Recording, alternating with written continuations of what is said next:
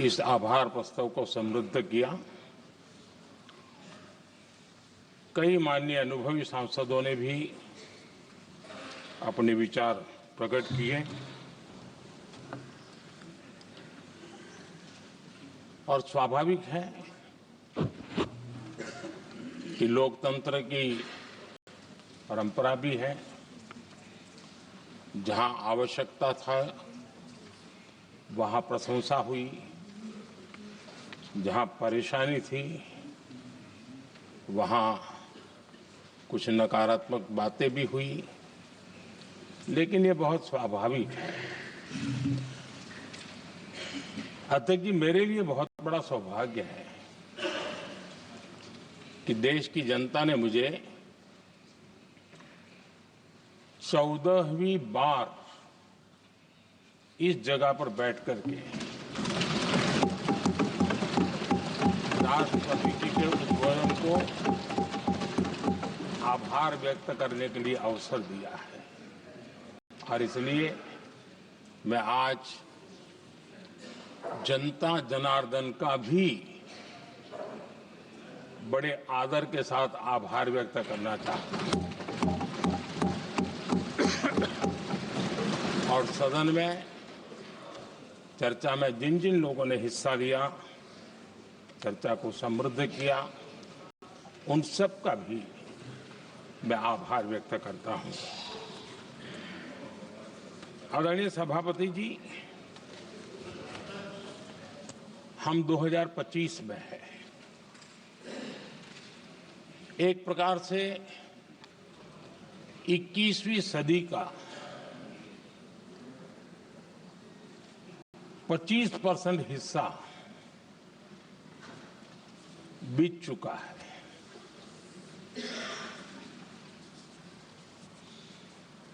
समय तय करेगा 20वीं सदी के आजादी के बाद और 21वीं सदी के प्रथम 25 साल में क्या हुआ, कैसा हुआ।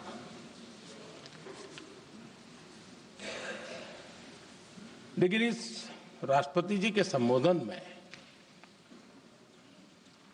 अगर हम बारीकी इसको अध्ययन करेंगे तो ये साफ नजर आता है कि उन्होंने देश के सामने भविष्य के 25 वर्ष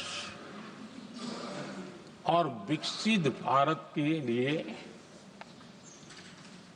एक नया विश्वास जगाने वाली बात,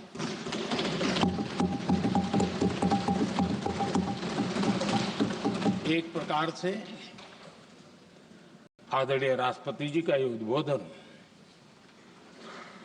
विकसित भारत के संकल्प को मजबूती देने वाला है, नया विश्वास पैदा करने वाला है और जन सामान्य को प्रेरित करने वाला है।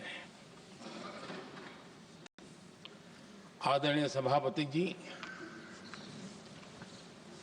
सारे अध्ययन बार बार ये कह चुके हैं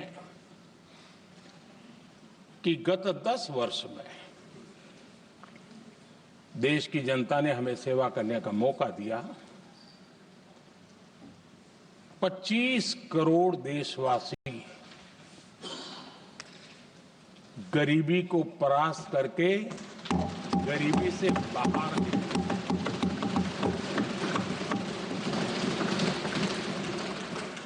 आदरणीय सभापति जी,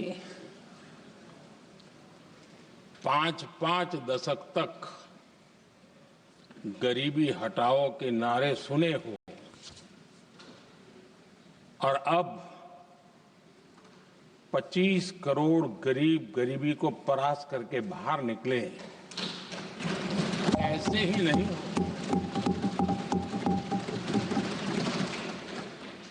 योजनाबद्ध तरीके से, समर्पित भाव से, अपनेपन की पूरी संवेदनशीलता के साथ जब गरीबों के लिए जीवन खपाते हैं ना, तब ये होता है। आदरणीय सभापति जी, जब जमीन से जुड़े लोग जमीन की सच्चाई को जानते हुए जमीन पर जीवन खपाते हैं, तब जमीन पर बदलाव निश्चित होके रहता है।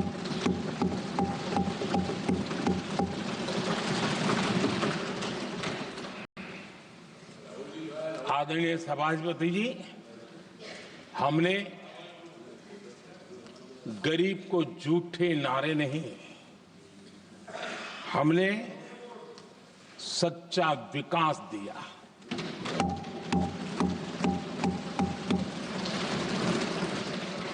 गरीब का दुख, सामान्य मानवी की तकलीफ, मिडिल क्लास के सपने ऐसे ही नहीं समझे जाते हैं। आदरणीय सभापति जी, इसके लिए एक जज्बा चाहिए।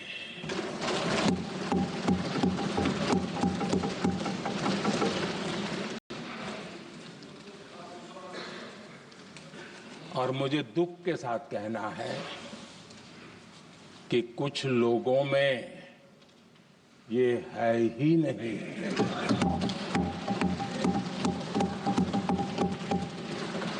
आदरणीय सभापति जी, बारिश के दिनों में कच्ची छत, फुसकी, प्लास्टिक की चादर वाली छत, उससे नीचे जीवन गुजारना कितना मुश्किल होता है। पल पल सपने रौंद दिए जाते हैं, ऐसे पल होते हैं, ये हर कोई नहीं समझ सकता। आदरणीय सभापति जी, अब तक गरीबों को 4 करोड़ घर मिले हैं।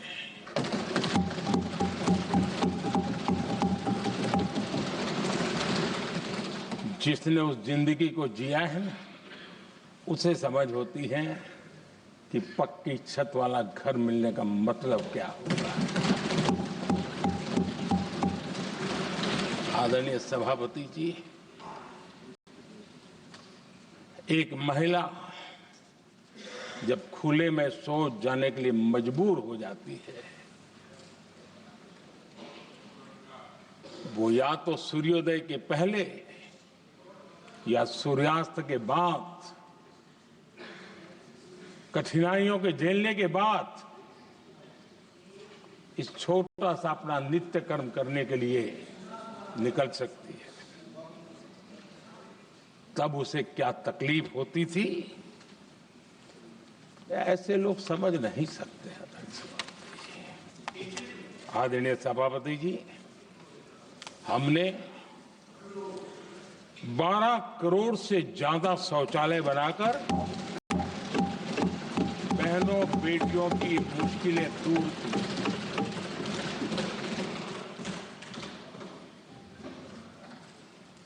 आदरणीय सभापति जी, आजकल मीडिया में ज्यादा ही चर्चा हो रही है, सोशल मीडिया में और अधिक हो रही है। कुछ नेताओं का फोकस घरों में जकूजी पर, स्टाइलिश शावर्स पर, लेकिन हमारा फोकस तो हर घर जल पहुंचाने पर है।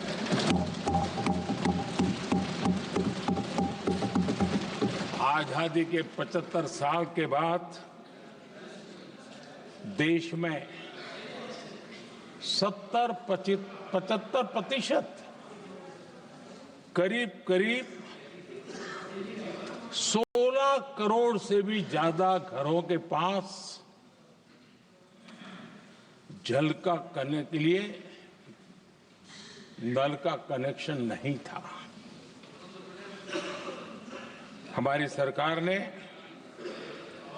5 साल में 12 करोड़ परिवारों को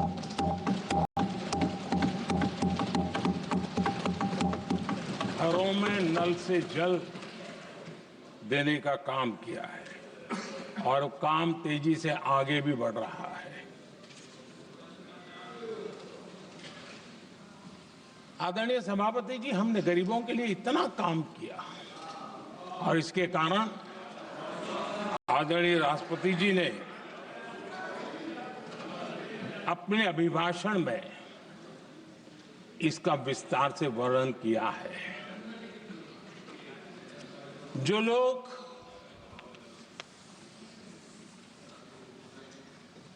गरीबों की झोंपड़ियों में फोटो सेशन कराकर अपना मनोरंजन करते रहते हैं, उन्हें संसद में गरीबों की बात बोरिंग ही लगेगी।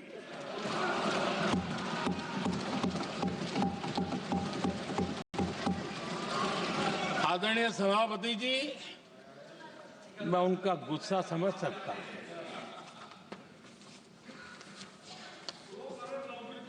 आदरणीय सभापति जी,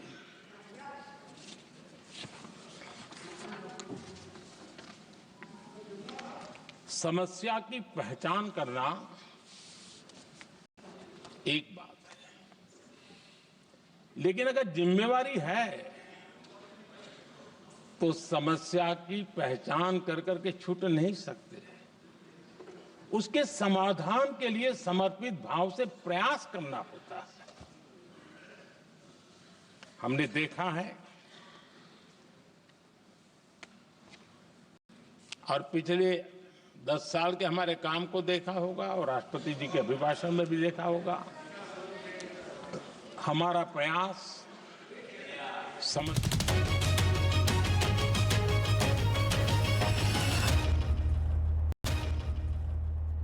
इनकम टैक्स माफी थी और आज 12 लाख रुपये संपूर्ण रूप से इनकम टैक्स से मुक्ति।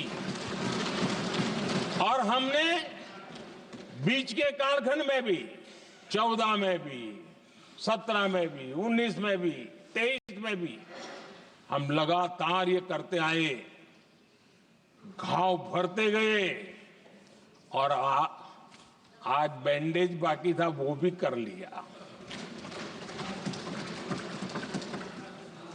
स्टैंडर्ड डिडक्शन उसके अगर 75,000 जोड़ दें तो 1 अप्रैल के बाद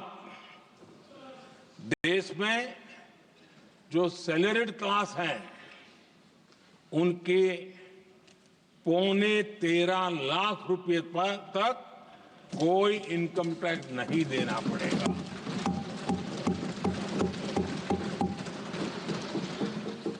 आदरणीय सभापति जी, आप जिस समय युवा मोर्चा में काम करते थे तब एक बात आप सुनते होंगे, पढ़ते भी होंगे।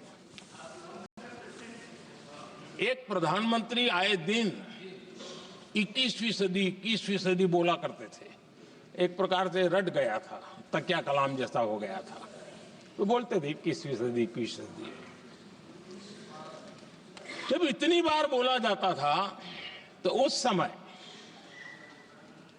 टाइम्स ऑफ इंडिया में आर.के. लक्ष्मण ने एक बड़ा शानदार कार्टून बनाया था। वो कार्टून बड़ा इंटरेस्टिंग था।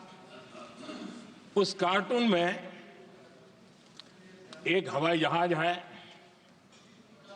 एक पायलट है, अब उन्होंने पायलट क्यों पसंद किया वो तो मुझे मालूम नहीं। कुछ पैसेंजर बैठे थे और हवाई जहाज एक ठेले पे रखा हुआ था और मजदूर ठेले को धक्का मार रहे थे और 21वीं सदी लिखा हुआ था। वो कार्टून उस समय तो मजाक लग रहा था, लेकिन आगे चल करके वो सच सिद्ध हो गया। आदरणीय अध्यक्ष जी, ये कटाक्ष था जमीनी सच्चाई से तब के प्रधानमंत्री कितने कटे उठे थे और हवाई बातों में लगे हुए थे, इसका वो जीता जागता प्रदर्शन करने वाला कार्टून है।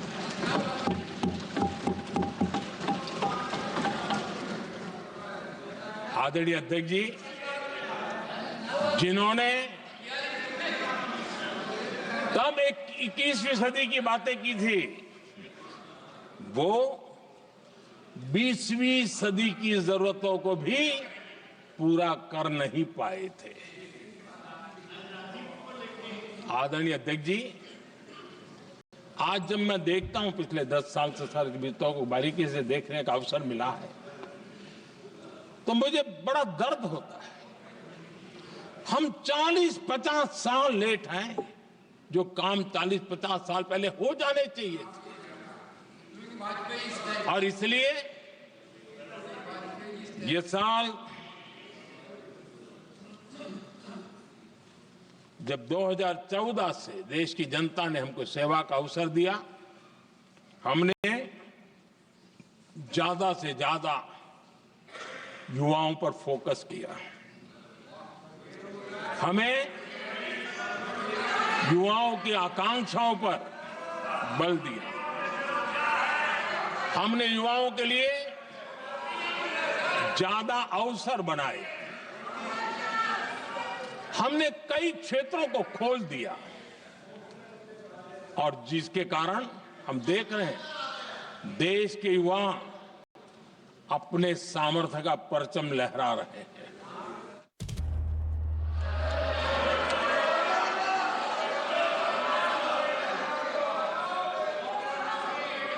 प्लीज माननीय सदस्य गरिमा प्रतिष्ठा बनाए रखें। भारत की संसद में आप प्लीज बैठे बैठे टिप्पणी नहीं करें और नए माननीय सदस्य बैठे बैठे टिप्पणी कर रहे हैं। आदरणीय अध्यक्ष जी, ये दल युवाओं के भविष्य पर आपदा बनकर गिरे हुए हैं।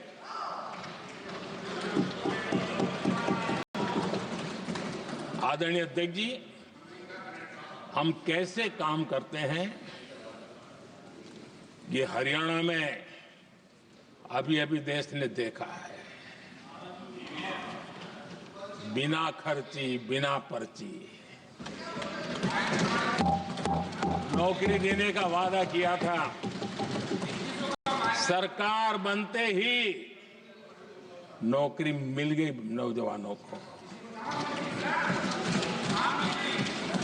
हम जो कहते हैं उसी का परिणाम है।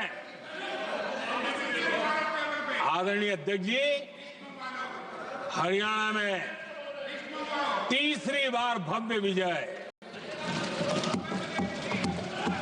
और हरियाणा में के इतिहास में तीसरी बार विजय, ये अपने आप में ऐतिहासिक घटना है। आदरणीय अध्यक्ष जी, महाराष्ट्र में भी ऐतिहासिक परिणाम, जनता जनार्दन के आशीर्वाद। महाराष्ट्र के इतिहास में सत्ता पक्ष के पास इतनी सीटें पहली बार, ये जनता जनार्दन के आशीर्वाद से हम करके आए हैं।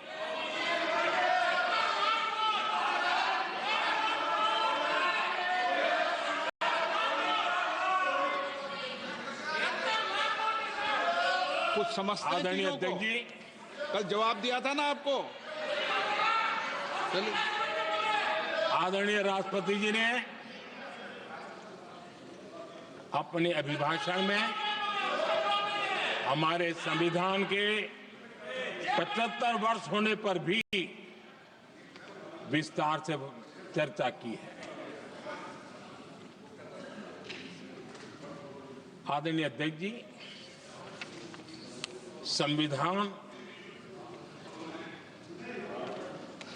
में जो धाराएं हैं उसके साथ साथ संविधान का एक स्पिरिट भी है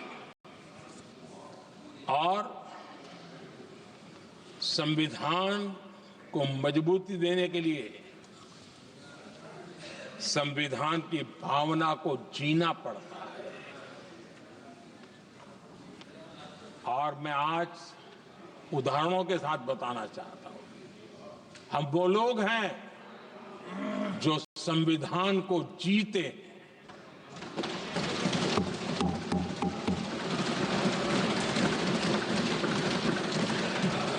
आदरणीय अध्यक्ष महोदय, हमारे यहां ये बात सही है, परंपरा है कि राष्ट्रपति जी जब उद्बोधन करते हैं तो उस सरकार के उस साल के कार्यकाल का ब्यौरा देते हैं। उसी प्रकार से राज्यों में गवर्नर का जो उद्बोधन होता है सदन में, वो उस राज्य के कार्यकलापों का ब्यौरा देते हैं। संविधान और लोकतंत्र का स्पिरिट क्या होता है? जब गुजरात के 50 वर्ष हुए,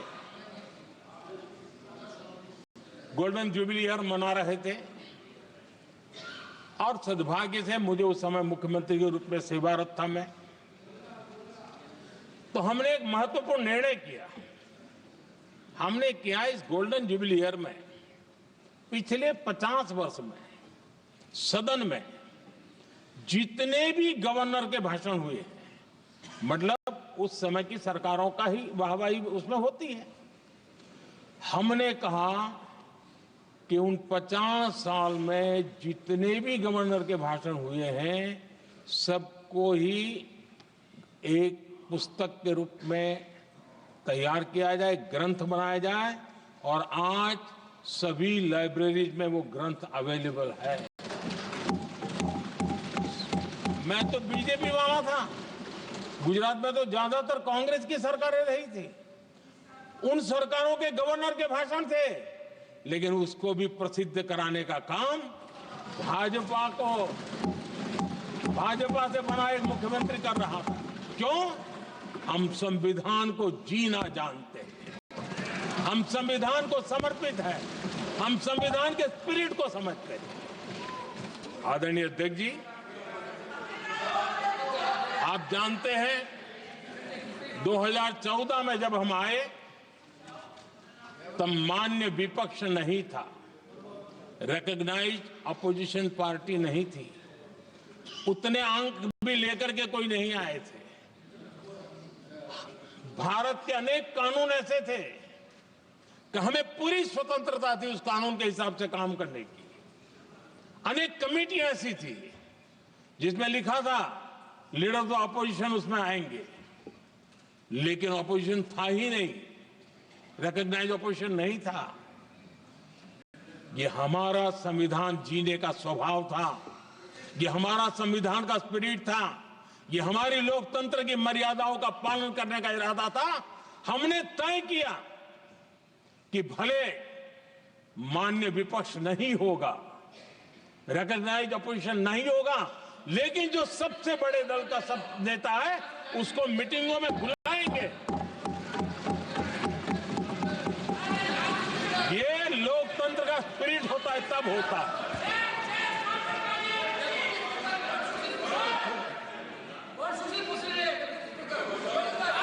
चुनाव आयोग की कमेटियां, आदरणीय अध्यक्ष जी, पहले तो प्रधानमंत्री फाइल करके निकालते थे। ये हम हैं जिसने ऑपोजिशन के लीडर को भी उस कमेटी में बिठाया है।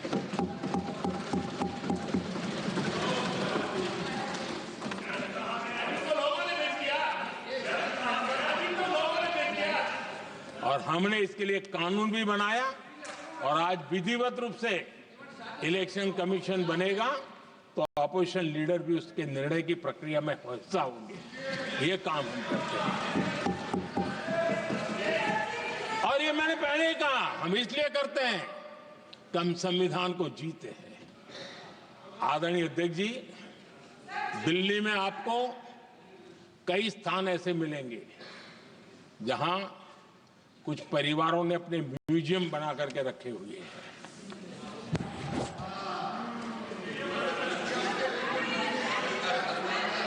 जनता जनार्दन के पैसों से काम हो रहा है। लोकतंत्र का स्पिरिट क्या होता है, संविधान को जीना किसको कहते हैं, हमने पीएम म्यूजियम बनाया और देश के पहले से लेकर के मेरे पूर्व तक के सभी प्रधानमंत्रियों के जीवन को और उनके कार्य को उस पीएम म्यूजियम बनाया गया है। और मैं तो चाहूंगा कि पीएम म्यूजियम में जो जो महापुरुष हैं उनके परिवारजनों ने समय निकाल करके इस म्यूजियम को देखना चाहिए और उसमें कुछ जोड़ने के लगता है तो सरकार का ध्यान आकर्षित करना चाहिए ताकि वो म्यूजियम समृद्ध हो और देश के बालकों को प्रेरणा। ये होता है संविधान की भावना। अपने लिए तो सब करते हैं, खुद के लिए जीने वालों की जमात बहुत छोटी नहीं है। संविधान के लिए जीने वाले यहां बैठे हैं।